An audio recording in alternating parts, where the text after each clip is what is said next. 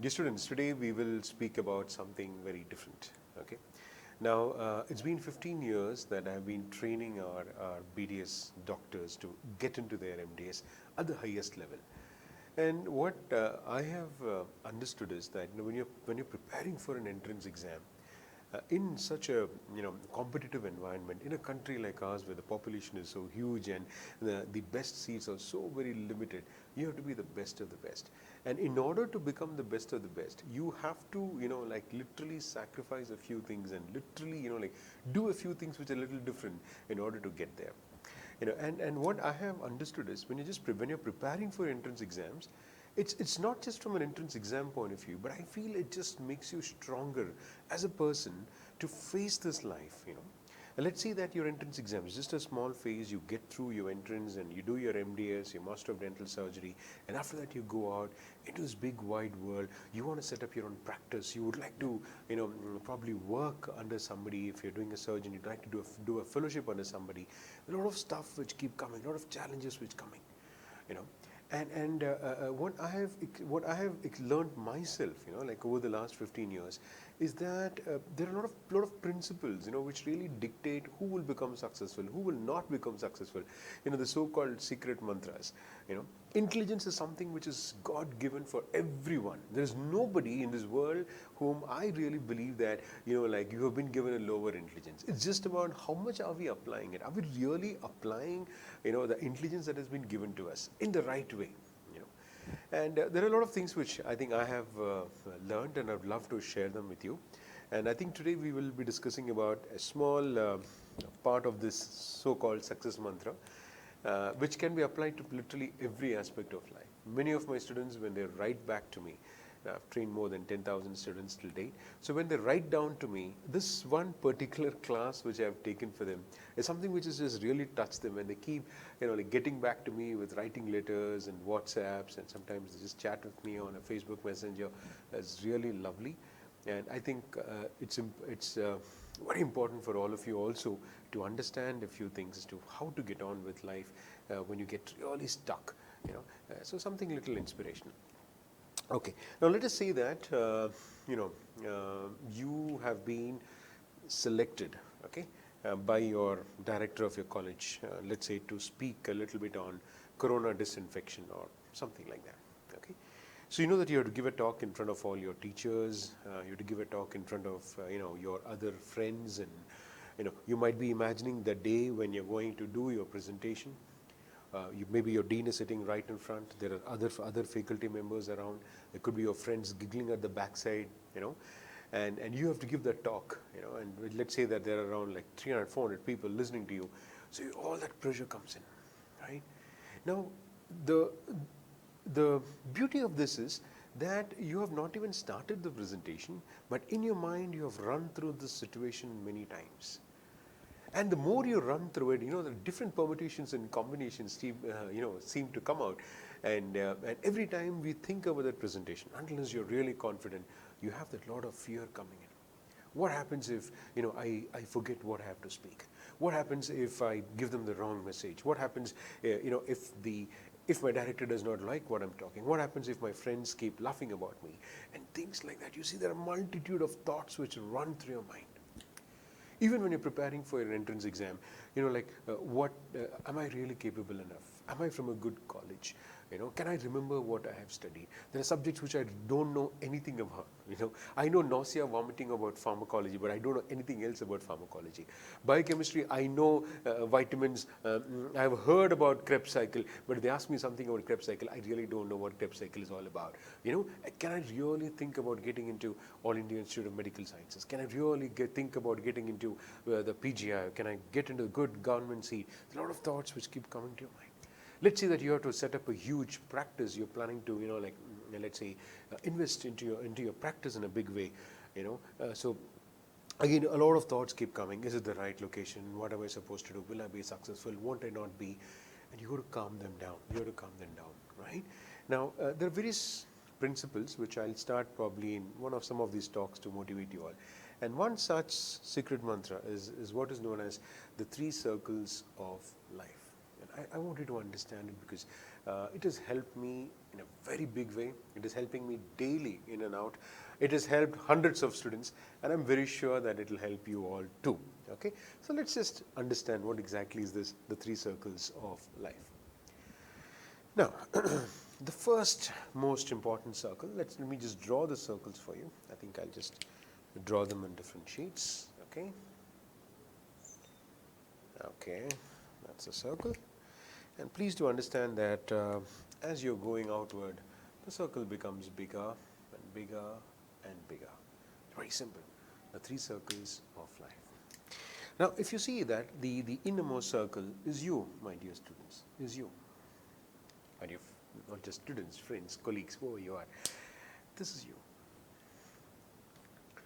And you are the most important person there is to be. You are the captain of your ship. You have to love yourself. Okay? When I'm saying love yourself, it does not mean to be selfish. When you say love yourself, like I have to take my life forward. I am responsible for my life. That is what you should understand. It's not about being selfish or being proud of what you are. That is the wrong way. But the good way is, when you think about yourself, I have to take my life forward. I am responsible for what I am, and that is you. And who comes in the innermost circle? My dear friends and my dear students, in the innermost circle, you have just, let's say, around 3 or 4 people, not more than that. You will have your parents. You will probably have 1 or 2 of your best friends, most probably your school friends, or probably your college friends, and that's all that you have. That is all that you have. That is your innermost circle. If you're very lucky, probably your brother or sister. Yeah. Usually, what I have seen is as you grow up, you tend to gel up with your friends more than your siblings, unless your siblings are almost of the same age group. Then probably yes, but otherwise, it's usually your friends. So what happens here is, this is your innermost circle, the core which you have to always protect. Your parents, and maybe 2 or 3. If you have 3 best friends, not the so-called friends who come to you for tea, coffee, or go out for a movie, or you go out to a pub and enjoy and have drinks. I'm not talking of that. I'm talking of your best friends with whom, when you share something, they do not judge you. When you can be free with them, you can talk to them, you can laugh with them. You don't have to wear a mask when you're talking to them. The whole world is a stage, according to somebody, and we are all merely actors. So this is that core with whom you can be yourself, and you have to protect it. In the next circle will be your so-called relatives. I call it so-called relatives because not all relatives are very constructive, let's say, and especially if you are in the marriageable age group, you will know that probably more than your parents, it's your relatives who are more bothered. Why is she not getting married? Oh, what is happening to your son? Or what is he doing? He's saying he's studying. What is he studying? He's been studying for his entrance for God knows for 2 years. He's still not got a seat. They are more concerned about you. And you know what irritates you? They're in the next circle, right? It's not just relatives. It could be your friends with whom you mingle once in a while, probably your teachers whom you meet once in a while, probably the other people, maybe your work colleagues or things like that. They are your second circle. And then comes the outermost circle, which is filled with junk, right? Waste people, waste. And there are so many, trust me, there are so many to give you opinions, advices, to tell you a lot of stuff, to tell you how not how you're improving, how badly you're doing in life. They are there to tell you, oh my God, this is wrong, this is wrong, this is wrong. You ask them to correct, and they'll not be able to correct. But they'll always tell you, what you're doing is wrong. You're not worthy. You're not capable. I'll explain this again. But I want you to understand, these are 3 circles of life. What you have to do, my dear students or colleagues, is that your innermost circle is what you have to protect and you have to care for. If your innermost circle, if your parents are critical about you, if your best friends are critical about you, there is something wrong in what you're doing. And you have to take them seriously. And whatever your parents do, whatever your best friends do, we have to forgive them without any ego. it's best for you because they form your basis, you know, and if you hurt them or they hurt you, and if you're not able to forgive them, if you hold up that ego against them, I think the whole thing is gone. You know, this an incident which happened, which I was sharing with my students, I guess last year. Um, a few years back, I was flying from Heathrow to Bangalore. It was a long flight, I think around 10 to 11 hours. It's a direct British Airways air flying. So we're just coming down, and next to me there was a middle-aged man sitting, and the flight went off, and I started chatting with him, and hi, bye here and there, and then we started watching movies, and I just left him, and he was doing something, I was doing something. It went on, and I think almost 3-4 hours into the flight, I suddenly woke up, and I could see that this guy was weeping. You know, he was just crying, and you know, and sometimes that you could literally hear the sobs coming out loudly. That, you know, that kind of a weeping sob which small children do sometimes. And I was like, I don't know, because you know, it's not good to ask somebody or disturb somebody. I don't know him at all. So I was just sitting there thinking, what am I supposed to intervene, or I'm supposed to do something? And I just kept looking at him, and I just asked him, do you want some water?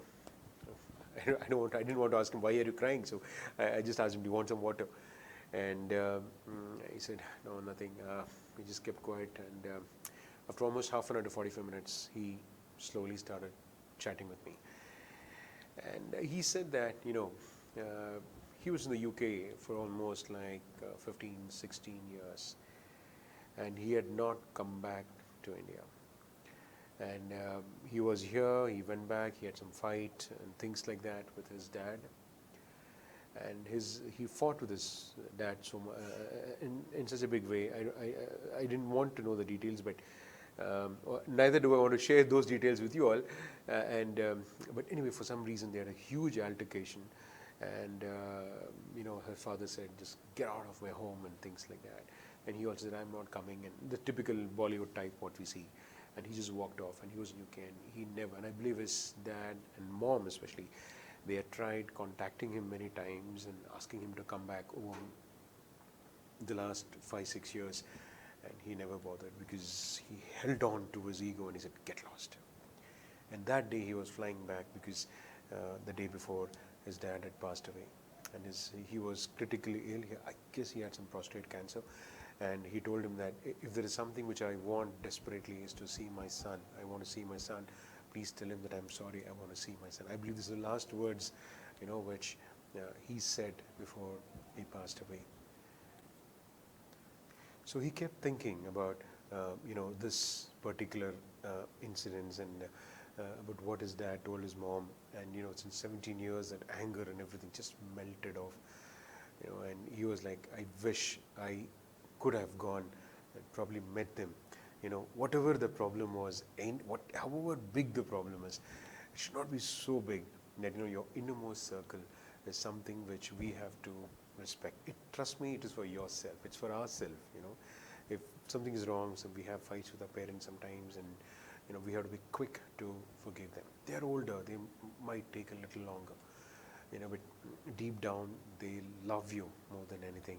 Of course, some of us are not as lucky. Some of us might have parents who are a little different, but majority are not like that. And you have to be stronger to face everything. Same thing is with your best friends. You know, you have a fight with some of your best friend, and you keep that ego inside, and that ego is going to kill you. You know, you being proud, and you being saying, I'm not going to forgive that person, and things like that. It's indirectly killing you. Every second it will kill you. It's better to just flush it off, and then you go back and you talk to them, and you know, life gets so much more beautiful. The second ring of people are the ones, as I've said, you know, like probably your relatives or probably your friends whom you meet once in a while. Now, you've got to be a little bit careful about the second ring. They are the people, you know, like whom you should probably think, how much of what they say should I take in? How much of what they are preaching should I take in? You know, let's, you know, I'll give you an example of a particular student who was from a small college in from a small college, not a very great college. So this particular girl had all this visiting staff throughout.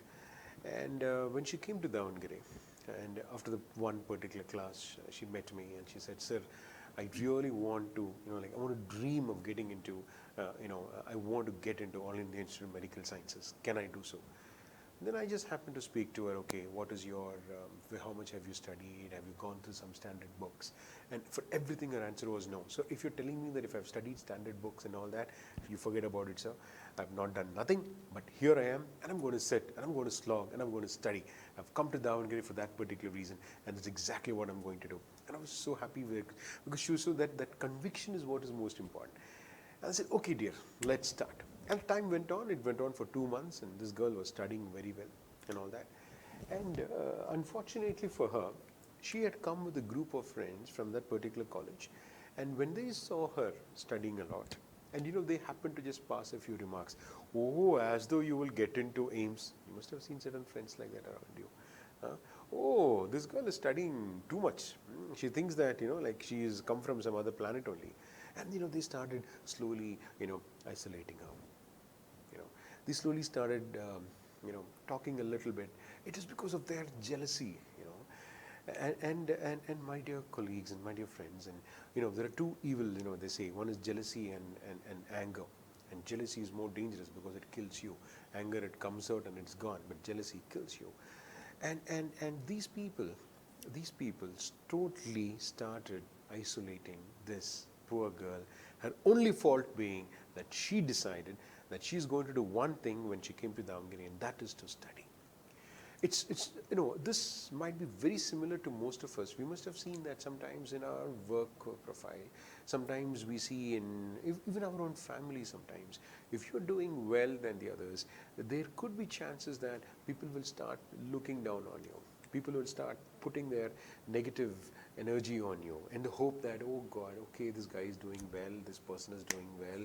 What they don't want to do, they don't want to get up also, but they're free to comment and free to talk. And my dear students and my dear friends, if you feel and if you give them that power, if you give them that power over you, if you get influenced. This girl came running to me once, and I was in the college, and she came running to me and she said, sir, I'm just not able to do anything. I said, what happened? And we were studying community. I thought probably she's finding biostatistics difficult. Community is one of my favorite subjects, and I love biostatistics and epidemiology, and I know that my students love the way I teach. I said, what happened? Is it community? And then she said, no, sir, it's all my friends. And, she kept, and my friends are telling like this. They are trying to isolate me. They are like, why are you studying so much? As though you will get into AIMS. And I knew that I had to take these 3 circles of life on that day, the 3 circles of life. And that day in the class, there is no class as such. I took the same class for them, and she understood. These people are in my second circle. Why should I give them so much importance? Why should I give them so much importance? If my parents would have told me something, if my best friends would have told me something, I have to consider it. These are people in my outer circle. In your second circle, whenever they give you an advice, if it is going to lift you up, if it is going to build you up, take it in, take it in, take it in. If it is not going to build you up, if it is just going to crush you down, you forget about it. You just forget about it. Just ignore. Just ignore. If this girl would have ignored what these people are doing, and you know what, you're going to study for 6 months or something like that. And if these friends are so good, then they're worthy of you trying your best to keep them. Otherwise, after 6 months, they go their way, you go your way. Why should you bother so much about people who are not even in your innermost circle? They are trying to destroy your peace of mind. And my dear friends and my dear students, the most important thing that we require to achieve anything is that peace, that inner peace. Like Sadhguru calls it, inner engineering. It's that peace that we require, that peace. And if you have the peace, you can achieve anything. We have a CEDEES anthem, which we had adapted from the Optimus Creed. The first line speaks like this, like, you should be so strong that nothing should take your peace of mind away from you. Whatever happens, you can face it. You only should face it, and you can face it. Don't give in to that external pressure. So you just be strong, just calm down and tell, okay, now let me look at it in a different way. Let me see if there is a solution. But you can work on the solution Only if you are calm. If you're calm. You know, last time's NEET exam, I still remember the student who got the top 10 ranks. And when he sat for the exam, when he sat for the NEET exam, it was a very different exam. NEET usually, they give you these one-liners, and all of a sudden they decided that they'll give them statement problems, like we have in school, you know, the big statement problems. This fellow went there, he wanted 4 mangoes cost 3 rupees, 3 rupees, how much is the cost of, you know. And there are 240 questions in 180 minutes, and when you have such long questions, you know, the students get panic. And this boy was a very good student, but when he saw the questions, he thought, gone, all my preparation is gone, my hard work is gone, my studies are gone. You know, he literally felt that he has to give up. You know, he just felt it's over. And he sat there, and you know, he told me, sir, I was just sitting there thinking what to do, and then suddenly these things came to my mind, sir. That you should be so strong that nothing should disturb your peace of mind. He said, okay, fine, let me just get my peace back. Let me just go through all the 240 questions and let's see how I can face them. And he said, and he told himself that, you know, whatever happens, I am going to top this exam. I have worked hard and I'm going to top this exam. You know, and he worked and he went through the paper again and again, kept up his faith and confidence and things like that. And there he was, the top 10 ranks of NEET, despite the paper being unpredictable. I'm not saying the paper was difficult. No, the paper was not difficult. Unpredictable. You know, so those 3 hours, you know, that sudden changes is required. Anyways, coming back to the 3 circles of life. So this is how we might face such people in every aspect of our life. Even a shopkeeper, you know, your work, your, I don't know, wherever you go, you might find such people, but try filter. Keep a small sieve and filter the best. You know, if it is not good, ignore.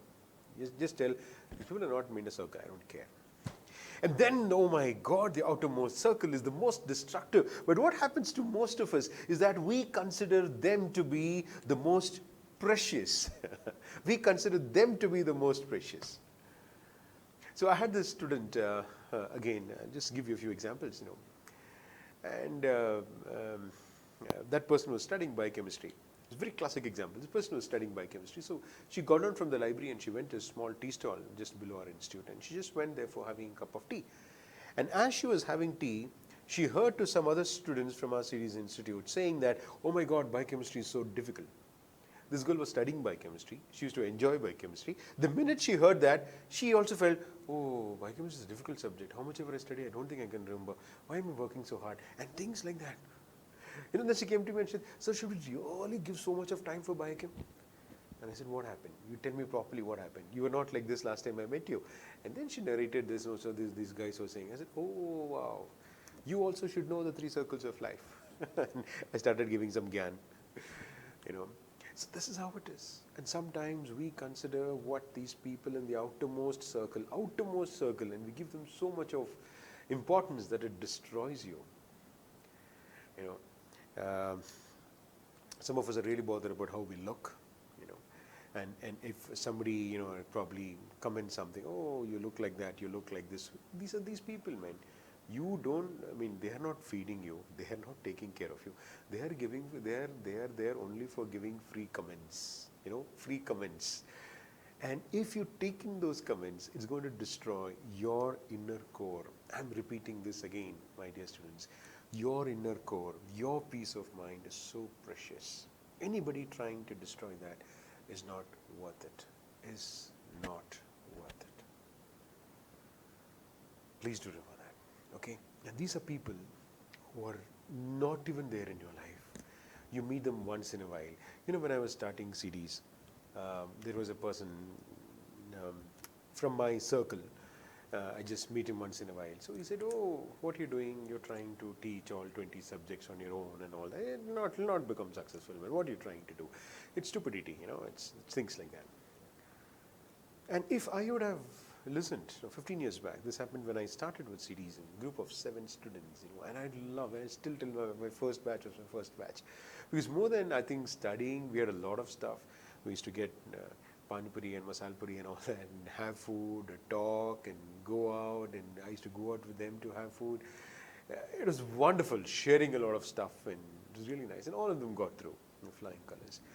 But I believed, despite these kind of people talking, but I believed that I had the passion to teach. And I love the gleam in a student's eyes when you're teaching them something and they understand something and you feel, wow, I've just gone straight into them, and it fills me with pride when I can do that. And I mean that and I just kept asking myself, okay, who are these people who are giving me free advice? Do they come in my inner circle? Okay, are they even in my second circle? And then I realized this guy who told me this probably should be put in the fourth or fifth circle, not even in the third circle. I just don't care. And you should not bother. You should just not bother. We have been topping AIMS since the last 8 to 9 years, All India Institute of Medical Sciences. Continuously, we've been topping the best ranks. If you go to AIMS now, any of the AIMS, you'll find people of the students who have graduated from CEDEES. You go to any government college in the country, name it, and especially Kerala and GDC Chennai, Bangalore, whether it's Mumbai or Nair or anywhere, whether it's Maulana, you go there and you'll find students of CEDEES everywhere. It's an amazing thing, okay? Then there was, of course, whenever you're doing well, there is always people talking a lot of stuff. So there is one particular institute in Delhi, and these guys started spreading all kind of rumors, saying that, you know what, there is some golmaal that is going on in CEDEES. That is the reason why they are topping. When I heard such rumors from my students, who got the AIMS ranks, they've worked so hard because I know I've seen them slog for 12 to 15 hours a day, to top this country. And these ridiculous people, they don't value they don't value hard work. They are like, if you come up, it has to be only through cheating. It has to be only through cheating. Only then you can come up. Otherwise, you cannot come up. These things, these kind of, I don't know how they even come up with such ridiculous ideas. And when my students told me, and I told them, where do you keep them, my dear students? Where do you keep them? Do you keep them in the innermost circle? Do you keep them in the outermost circle? And they all said, sir, these people, they don't even fit to be in any of the circles. I told them, don't bother them. You have done your hard work, and so you don't worry about somebody trying to, and when they tell me, sir, how are you so calm? I said, I don't even care. I'll do my work. I'm a teacher, and I'll keep doing my work as I've always been doing for the last 15 years, and we should not bother.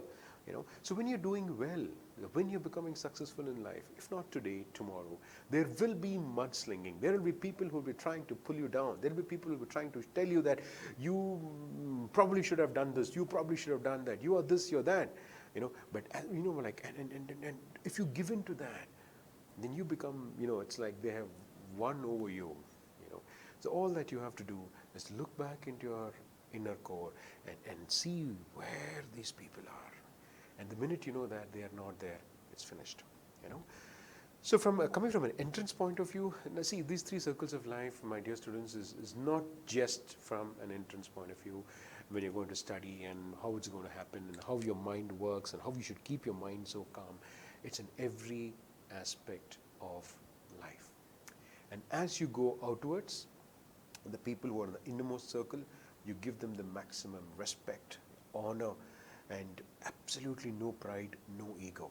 In the second circle, people whom you feel are pretty close to you, you take the best things what they're giving you. If you feel that they're giving you more junk, then you try to keep them away. But do respect them, and they are also very, very important for you. So do respect them and be with them. The outermost circle are, you want to respect them, you respect them. You want to honor them, you honor them. You don't want to give them any value, don't give them any value, because they don't care about you. And I think you should not really bother too much about it, right? So that is how, and sometimes we get carried away by some people, something about you and how you're doing and all that. And I think we should really, really, really not bother, okay? Keep your mind free.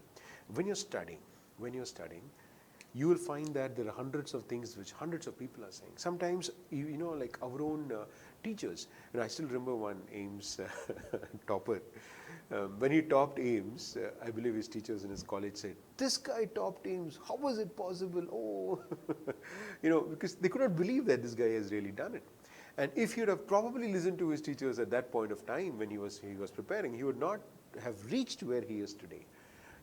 Luckily, I think he did not hear anything from his teachers at that point of time, and it just went on. Okay, So study, maintain your inner core, whatever you want to do. If it is that you want to study, you study. Do not stop your progress. Do not stop your progress. Let's say that you're going to walk like this. You will have disturbances and things like that, people telling you all kind of rubbish and this and all that.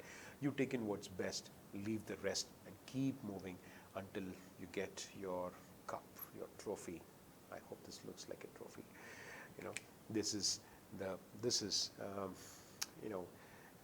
what you want. I always say that you are the captain of your ship. So just keep moving towards that, and I'm sure that you will be able to get it. Okay. So today's small talk, not small, it is long talk, was just about the 3 circles of life. Right. So if somebody's stopping you from really achieving very high, like somebody's telling you you can't do it, you're not worthy, you come from a college like this, don't bother. See where they are. Right? And if your parents are telling you something, sometimes parents also give the wrong advice. Be a little bit careful and take it in the right way. Please forgive them instantly. Right? I hope I've made the 3 circles of life a little bit clearer. I think we will talk about a little more things probably in the next class.